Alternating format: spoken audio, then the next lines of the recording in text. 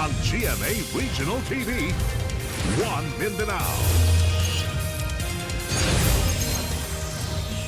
Aniya na ang mga dagkong balita karong adlaw sa One Mindanao.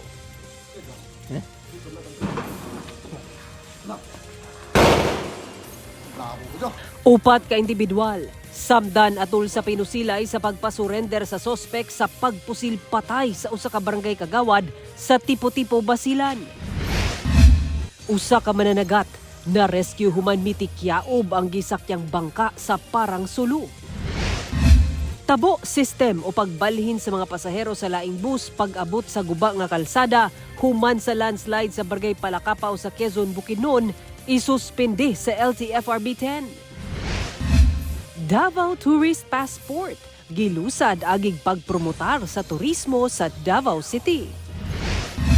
Og The Clash 2025 Grand Champion Jong Madaliday nakisadya sa soft opening sa Kalimudan Bazaar nga kabahin sa mga aktibidad sa Kalimudan Festival 2025 sa Isulan, Sultan Kudarat. Kini ang GMA Regional TV, One Mindanao. Mayong hapon, Mindanao. Ako si Sara Hilomen Velasco. Upat ang samdan human misangkot sa pinusilay ang tumong sa usa ka grupo sa MILF nga ipasurrender ang usa ka sospek nga mipusil patay sa kaubanan niini nga usa ka religious leader ug kasamtangang kagawad sa lungsod sa Tipo-Tipo, Basilan. Ani ang detalye. Nagkaguliyang kini mga residente human nadungog ang mga buto-buto sa armas nga nahitabo sa sentrong bahin sa Tipo-Tipo, Basilan Martes sa buntag. Grabe to, Malumarisiano no! Allahu Akbar. Doon na say mga residente nga nagdinaganay gumikan sa kahadlok.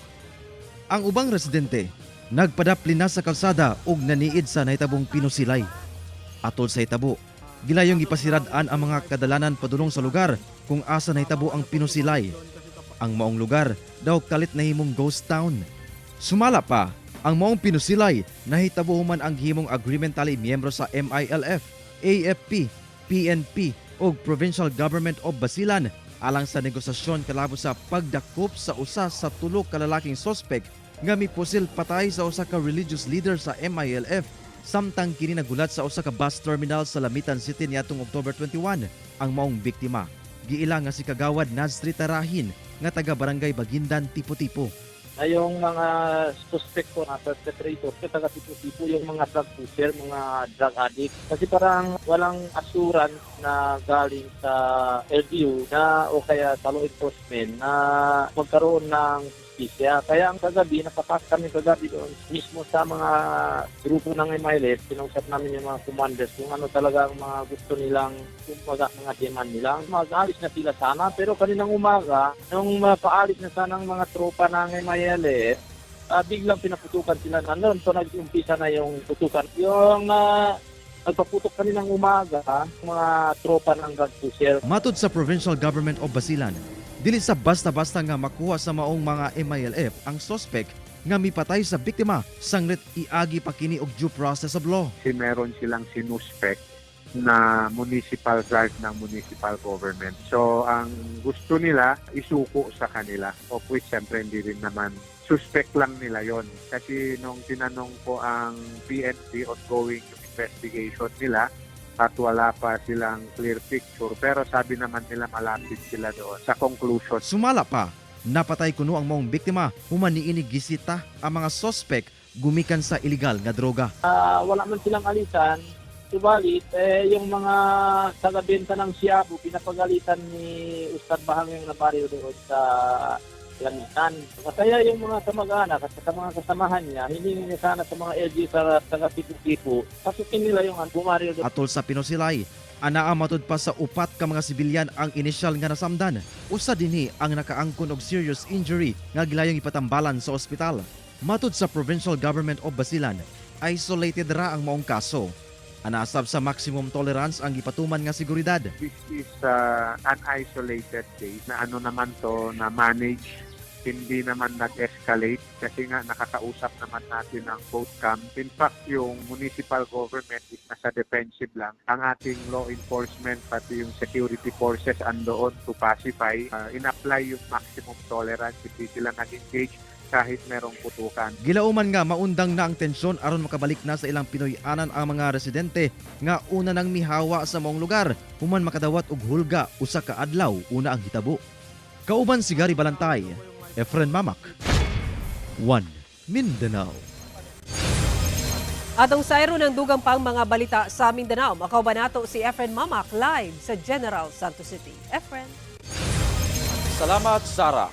Girescue ang usa ka mananagat sa Parang Sulo human mitikyaob ang gisakyang bangka niini gumikan sa daot nga panahon. Ani ang report. Bangka, isa lang katao no? Nalunod siya ba? Bambok din niya, gamay kaya nagpunta ba ng mga gasolina niya yun? Buhi diyang napalgan sa mga personahe sa usa ka Navy-affiliated fishing vessel. Kining usa ka lalaki nga naglutaw-lutaw samtang nakahawid sa usa ka bangka nga mitikyaob sa kadagatan sa Parang Sulo banda 1:23 sa hapon adlong Domingo. Gilayon kining gilabayan og PC ug na-rescue. Ang maong lalaki usa di ay ka mananagat nga giila nga si Badir Jamiri matud sa Western Mindanao Naval Command. Nanagat matud pa ang maong biktima sa lugar diyang dunay pagdaot sa panahon nga epekto sa Intertropical Convergence Zone. Inaabot sa ng malaking alon yung bangka. Tumaob sir yung bangka actually. Gilayong kitabangan sa Philippine Navy ang maong biktima ug luwas kining nakauli sa iyang kabanay sa maong lungsod. Kauban si Gary Balantay, Efren Mamak, 1 Mindanao.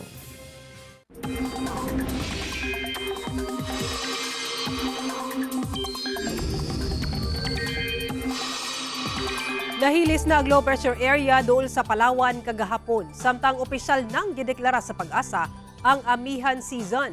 Samtang ITCZ gihapon ang magpaulan sa Mindanao. Sa karon walay na matikdan nga pagdaot sa panahon sa nasod, human nahilis ang LPA. Samtang kagahapon opisyal nang gideklara sa pag-asa ang pagsugod sa amihan season. Gipaabot nga hinay-hinay nga pagbugnaw sa panahon. Pero sa Northern Luzon pa lang kini labing mabati. Hinay-hinay munaog ang epekto niini sa uban pang bahin sa nasod sa mga mosunod nga bulan. Gawa sa amihan makaapekto sab sa nasod ang Intertropical Convergence Zone o ITCZ, easterlies ug shear line. Base sa datos sa Metro Weather, dunay tsansa sa ulan sa dakong bahin sa Mindanao epekto sa ITCZ. Kusog ang ulan sa pipila ka bahin sa Zamboanga Peninsula, Northern Mindanao, Socsargen ug Caraga, busa mag-amping kanunay sa pagbaha o landslide. Ipasuspende sa LTFRB-10 ang TABO system o pagbalhin sa mga pasahero pag-abot sa guba nga kalsada sa Quezon, Bukidnon.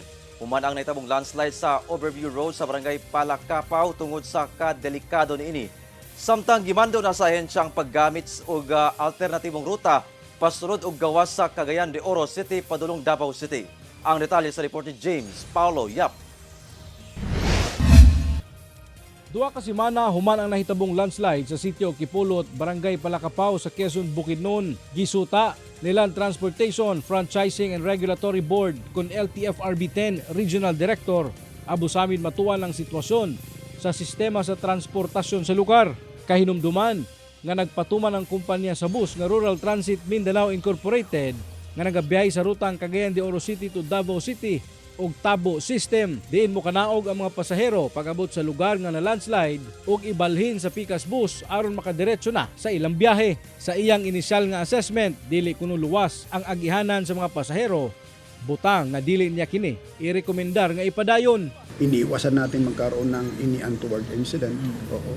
Ako mismo naglakad doon, nakadalawang bisis, paakyat, pababa, and then nakita ko yung risk. So, I discourage that kind of operation. Inay naghatag kuno sila og special permit sa maong bus company aron makabiyahe sila sa alternatibong ruta pasulod og gawas sa Cagayan de Oro City. Imbes nga moagi sa Overview sa Bukidnon ang bus gikan sa Cagayan de Oro City, muliko kini sa Valencia City, San Fernando Road sa Bukidnon. Lahos kini sa Talaingod, Davao del Norte, moagi sa Santo Tomas, dayon gawa sa Panabo City, paingon na sa Davao City. Kalabot sa Pamiliti, aduna kunoy gamay nga diferensya. May kunting adjustment because of the distance. nagkaroon ng changes doon sa number of kilometers from Cagayan de Oro to Davao City. So, kunti lang naman yung changes. Ginakuhaan pa sa GMA Regional TV, One Mindanao og pahayag ang maong bus company apan wala pa kini tubag sa karon. Apan sa among pakiginabi sa usa sa mga bus dispatcher sa maong kumpanya, kisa wala na mo atubang pa sa kamera, muhawak kuno sa Agora Bus Terminal sa Cagayan de Oro City ang first trip alas 5 sa buntag, sundan kini sa alas 7 sa buntag, alas 9 sa buntag ug ang last trip niini alas 11 sa buntag. Sumala sa LTFRB 10 nga dili man kuno iabandona sa maong bus company ang ruta nga Cagayan de Oro City hangtod Overview sa Quezon Bukidnon ug ang ruta nga Davao City paingon sa Quezon Bukidnon tungod aduna man sab kunoy mga pasahero nga ilang maserbisyuhan. Sa karon nagpadayon ang plano sa DPWH 10 aron nga mahimuan og detour road ang maong landslide nga portion sa Overview aron adunay maggamit ang mga biyahidor. Apan una nang gibutyag ni DPWH Secretary Vince Dizon nga posibleng moabot pa kini og pila ka bulan. Kauban si Makoy Sempron, James Paulo Yap, One Mindanao. TV ang GMA Regional TV. One Mindanao. Gilusad sa Davao Tourism Association ang Davao Tourism Passport agig pagpromotar sa turismo sa Davao City ug mapagkusgan ang private sector sa tourism industry. Anay report ni John D. Esteban.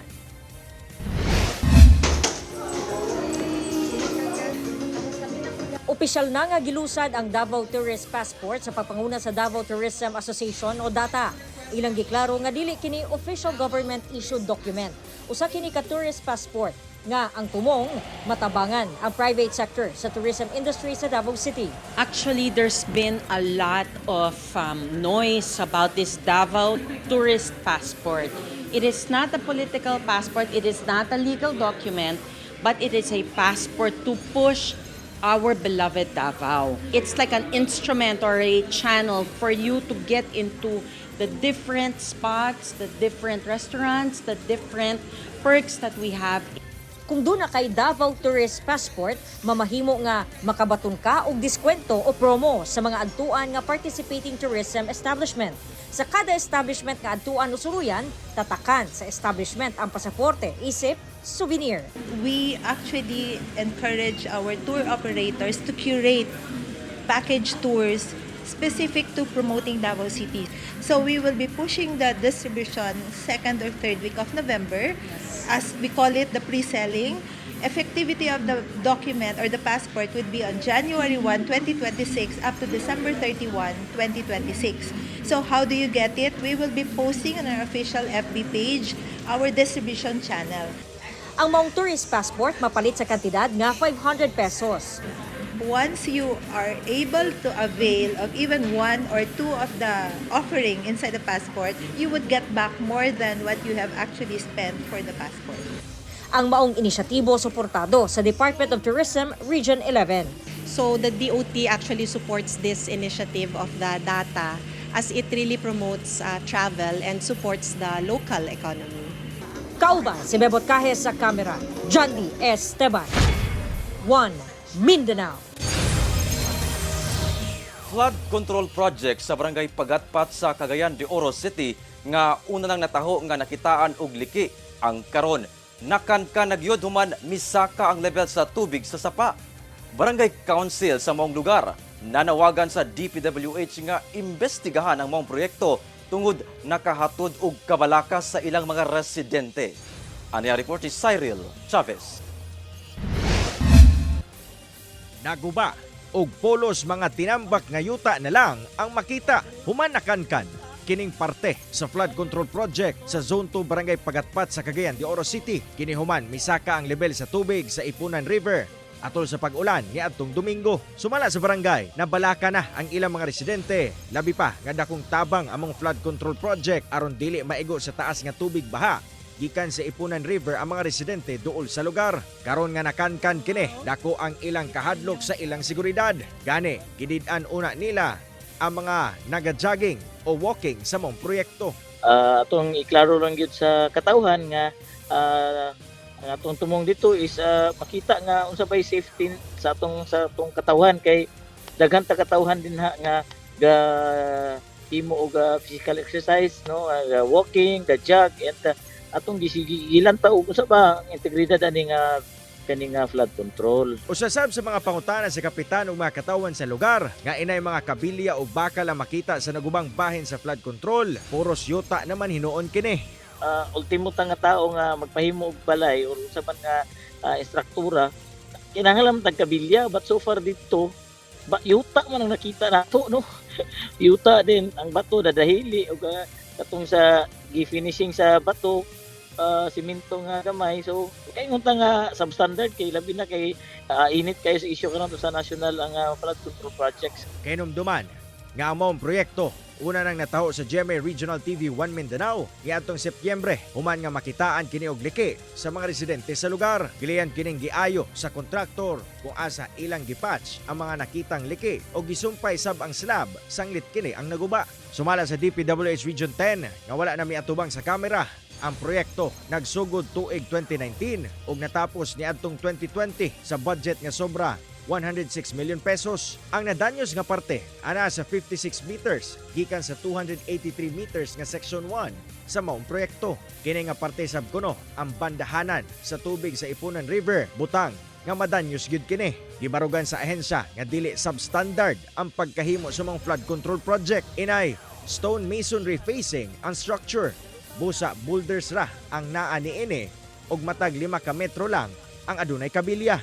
Ila sab gipasabot nga dili kuno pareha sa mga proyekto, sanglit magdepende kini sa design ug kondisyon sa yuta sa pagpatuman sa proyekto. Karong simanaha, sugdan kuno ang pag-ayo sa nagubang parte sa mga flood control project kung asa abagahon sa kontraktor ang gastos sa repair. Wala pa kuno'y timeline kung kano sa kini mahuman og ayo. Cyril Chavez, 1 Mindanao. Kakuhaan og inspirasyon ang usa ka kanhi seaman nga nakapundar og natural spring nga resort sa Baganga, Davao Oriental tungod sa pagpaningkamot og kagkugis sa kinabuhi. Atong sayron sa kwento ng Pilipino ni Jandy Esteban. Nag-antos sa lawod aron mahatagan og maayong kaugmaon ang pamilya. Naningkamot taman sa kinhawa. Kini ang kinabuhi sa kanisiman nga si Esperidion nga taga Baganga, Davao Oriental. Kinsa na nag-iya na karon ni ining Natural Spring Resort sa Barangay Mahanob sa nasangpit nga lungsod. Mao kini ang ganti sa iyang kadasig ug pagpaningkamot. Duna kini upat ka swimming pool. Ang usa gidisenyo niya og barko ug ang tubig limpyo ug bugnaw. Tubod ang tinubdan. Close to nature gyud ang imong mabati tungod sa ilahang mga bamboo house. Sa mga mahiligon mo kanta, available ang videoke ug ubang kalingawan. Dinhi, imong matagamtaman ang pahulay sa tunga-tunga sa malinawong palibot. Simpleng kasuruyan, pero gikan sa paglimbasog nga hinaguan. Kinahanglan na gyud kay set aside ka savings. Pagabot sa panahon nga ikaw mo retire na, at least na kay kapundar. Malipay yun ta nga nakita na ako ang akong ginaguan. Karon bisan pag wala na kay trabaho, at least na kay income. Kung doon na may ganti, alang kaniya isip usa kasiman kani adto, gawa sa sapi, kini ang makita ang nindot katalan-awon sa dagat, nga daw lapad nga pamintal. Iyang nasaksihan ang pagsubang o pagsaup sa adlaw, apan dili tiaw ang pagsulay. Panahon nga mudangoy-ngoy na ang kamingaw sa pamilya, nga anaa sa layo. Ang kinahanglan gyud sa usa ka OFW is disiplina sa sarili para sa pamilya, para sa kaugmaon. Kauban si Bebot Kahes sa kamera, Jandy Esteban, 1 Mindanao. Mga kapuso, nagpadayo ng big time pamaskong handog nga proof of purchase promo sa GMA nga mo ang Kapuso Big Time Panalo Season 4. Over 7 million pesos ang ipanghatag. Lakip na ang upat ka makadaog og tig 1 million pesos para sa lucky mamimili og sari-sari store owner sa Grand Draw. At ang iyang swerteng makadaog og pangkabuhayan package worth 50,000 pesos. Gawas pa sa makadaog 1,000 pesos daily ug 7,500 pesos weekly cash prizes. Ipadala lang ang inyong entries hangtod December 26, 2025.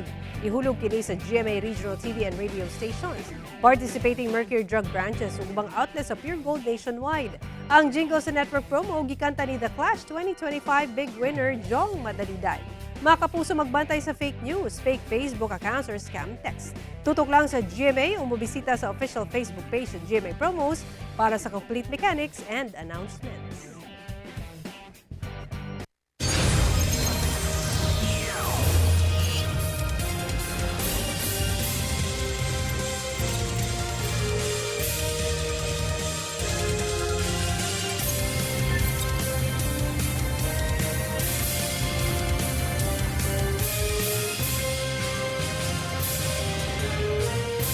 Finale week na sa GMA Afternoon Prime Series nga Akusada. Unsa mga angay-atangan. Mas naka-intense na ang mga eksena sa finale week sa Akusada. Makalingkawas kaha si Lorena nga gidala ni Andrea Torres sa dautang tumong ni Dennis played by Arnold Reyes. Unsa pa kaha ang pwedeng himuon ni Wilfred played by Benjamin Alves aron maluwas ang asawa. Kadaguban pa ang angay-atangan sa finale week sa GMA Afternoon Prime Series nga Akusada, 4 p.m. pagkahuman sa Cruz versus Cruz. Kapin 20 ka magbanay ang apektado human na sunog ang kapinapulo ka balay nga duol sa usa ka baybayon sa General Santos City. Samtang workshed sa Department of Social Welfare and Development Region 10 sa Cagayan de Oro City naungdaw. Ani ang detalye.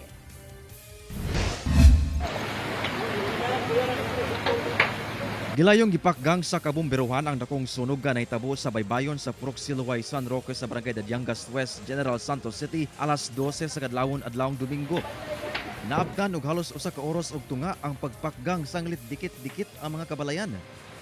Matod sa mga residente, kining tubig dagat nga ana dinhi sa baybay, wala kuno nakatabang sa pagpakgang sa dakong sunog, sanglit hunas kuno niadtong tungura. Matod sa BFP, matod pa sa 13 ka kabalayan ang totally damaged. Hinuon walay angol sa hitabo. Wala jud mi nabit-bit. Kay unsaon nimo pagdagan nimo nga ang kalayo na ana. Sumala sa mga residente, problema sa kuryente nga nagsugod sa usa ka panimalay ang tinubdan sa sunog. Sa base po sa mga naka-witness sa kuryente, kanang faulty electrical wiring yata kay namay ni buto. Apan padayon pa kini ginaberipika sa BFP lakip ang kinatibuk ang danyo sa sunog. Samtang gilayong gitagad sa LGU ang ana sa 23 ka magbanay nga apektado sa sunog. Tunasay nag-abot-abot og hinabang gikan sa mga pribadong grupo. Apan ang uban nanawagan og relokasyon. Among gustong ipaabot sa city kay naapoy gusto nga kung naay i-offer nga mga relocation kay naay mga balay nga dili na gid nila pwede patindugan balik. Naay gusto magpa-relocate. Naabo na ang pipila ka mga estruktura o gabtangan sa workshed sa DSWD 10 sa Barangay Balulang sa Cagayan de Oro City pasado alas 9 Biyernes sa gabi. Matud pa, una kunong nakamatikod sa sunog ang mga nagpuyo sa mga panimalay duol sa compound sa DSWD, butang nga nanawag sila og bumbero. Napakgang ra ang kalayo sulod sa 30 minutos. Matud sa ahensya, himuon untang opisina sa ilang mga personahe nga gatrabaho sa Policy and Plans Division ang maong workshed. Hinoon giklaro sa ahensya nga dili tinuyuan ang pagkasunog sa maong opisina sanglit 25 ka tuig na kuno kini nga building ug nakatakda na gyud nga i-renovate labi na ang linya sa kuryente niini. Wala sab kuno mga importanteng dokumento nga ana sa sulod nga naugdaw. Givacate na gid to sa daan nga building for renovation kay buhaton siya nga office space. So since gibakante siya, wala gyud mga nagtrabaho dito, no, wala siya gigamit as office and wala gid po yung mga documents dito. Planuhon pa sa ahensya ang mga lakang aron mapuslan pa ang maong building. So further sa bahin sa mga kliyente, I think wala man gyud nooy makaapekto sa ila ang part mo.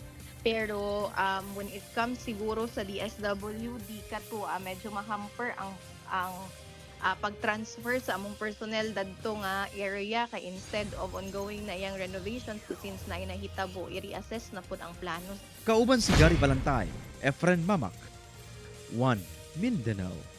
Duha ka mga lalaki ang patay human gipamusil sa Cagayan de Oro City. Personal grudge gingong motibo sa krimen sumala sa kapulisan. Samtang ginasuta pa kung may kalambigitan ba kini sa illegal nga droga. Ani report ni Cyril Chavez.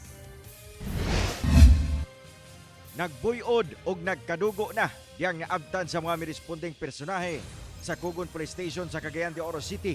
Kining duha ka mga lalaking biktima sa pagpamusil alas 12 sa kadlawon adlong Biyernes. Ang krimen nahitabo sa Pinikitan, Barangay Kamaman-an kung asa ang mga biktima na ilang si alias Loeng, residente sa Agora, Barangay Lapasan, ug alias Krong Krong, 18 anyos, og residente sa Barangay Kauswagan. Base sa investigasyon sa kapulisan, anaa sa barangay Kamaman-an ang mga biktima, sanglit aduna sila'y gerentahang balay sa lugar. Nakurat na lang kuno ang mga tawo doon sa naitabuan, diyang nakadungog na og buto-buto sa pusil. Upon processing sa atong soko, nasuta nga na ay mga gunshot wounds kini nga mga biktima nga ang usa nakasustain og 14 ka gunshot wounds, ang isa pud ra nakasustain og 5 ka gunshot wounds. Dugang pa sa mga saksi sa hitabo nga una kuno na pusilan ang mga biktima, gigukod pa kini sa mga sospek hangtod nga natrap sa usa ka balay kung asa nahitabo ang krimen. Padayon ang investigasyon sa PNP sa motibo sa krimen, apan dako ang ilang pagtuo nga dunay personal grudge ang mihimo sa krimen, labi pa sa kadagang higayon nga gipusil ang mga biktima. Ang usa ka biktima actually naa nagistiyay record sa atong police station nga naa siya former conviction sa involving 9165. Hinoon, nakikoordina na sab ang nahibiling banay sa mga biktima ngadto sa PNP. Ginasuwayan pa sa GMA Regional TV 1 Mindanao nga makuha ang pahayag sa mga nahibiling banay. Nanawagan sab ang PNP ngadto sa mga individual nga adunay impormasyon sa krimen nga mo report kanila. Sa pagkakaroon nga gisubay pa pud ang mga documentary evidence nga pwede makuha sama sa CCTV footage o lain po mga witnesses nga mohatag gayud sa ilang sinumpaan nga testimonya. Cyril Chavez, 1 Mindanao. TV ang GMA Regional TV 1 Mindanao. Good news sa ato mga kapuso sa Davao Region. Tungod na bagong promo ang Kapuso Network kung asa pwede ka mong makadaog og cash hangtod 10,000 pesos. Kini ang Regional Proof of Purchase promo sa GMA nga mao ang Kapuso Kasyahan Panalo. Makita sa screen kung paunsa maka-appeal sa maong promo. Mamahimong magpadala silang entry sa mga kapuso sa Davao Region para sa chance nga makadaog og mga papremyo. Pwede ka mong magpadala sa inyong entry hangtod November 7, 2025. Pwede ninyong ihulog ang entry sa GMA Regional Station o sa piling supermarkets o grocery sa Davao. Bisita lang ang official Facebook pages sa GMA Promos alang sa kompletong listahan sa Dropbox locations o sa uban pang announcements. Napuno sa Kalingawan og sorpresa ang soft opening sa Food Bazaar nga kabahin sa pagsaulog sa Kalimudan Festival 2025 sa Isulan Sultan Kudarat. Labi na dihang nakisadya ang Mindanaoan Pride nga Grand Champion sa The Clash 2025, Jong Madaliday. Atong silipon pinaagi nining report.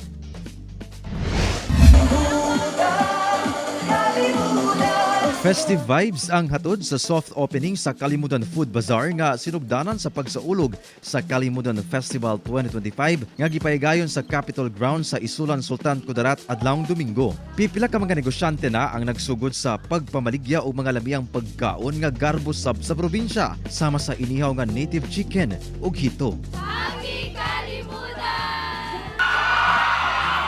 Mas misamot ang Kalingawan diyang nakisadya ang Grand Champion sa GMA's reality singing competition The Clash 2025 ug Mindanaoan Pride nga si Jong Madaliday nga miharana sa mga mitambong.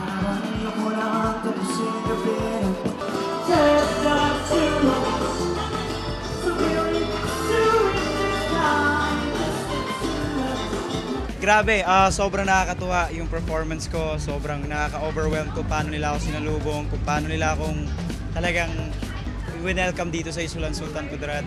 Matod ni Jong, dili na bago alang ganiya ang probinsya sa Sultan Kudarat sang Tubong North, Cotabato siya. Yung mga food, sobrang sarap. Hindi na ako nanibago kasi third time ko dito sa Sultan Kudarat. So, masarap talaga yung food. Ang Kalimudan Festival gikan sa Maguindanaoan word nga kalimudan, nga buot pasabot, gathering o panagtapok. Kini aging selebrasyon sa abunda nga grasya. Mulungtad ang mong festival hangtod November 22. Kauban si Gary Balantay, Efren Mamak. 1 Mindanao.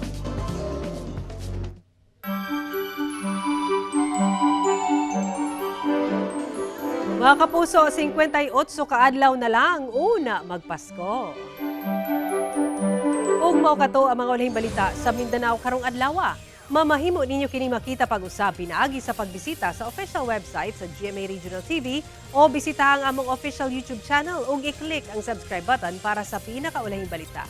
Daghang salamat sa atong mga kapuso sa Mindanao nga nagalantaw kanamo ug sa atong mga kapuso abroad. Padayon lang sa pagtutok sa mga lokal nga balita matag adlaw tungod sa GMA Regional TV. Local News Matters. Kami ang GMA Regional TV 1 Mindanao, tibok pwersa para sa mas na komisyon ug mas halapad nga pagserbisyo sa nasod.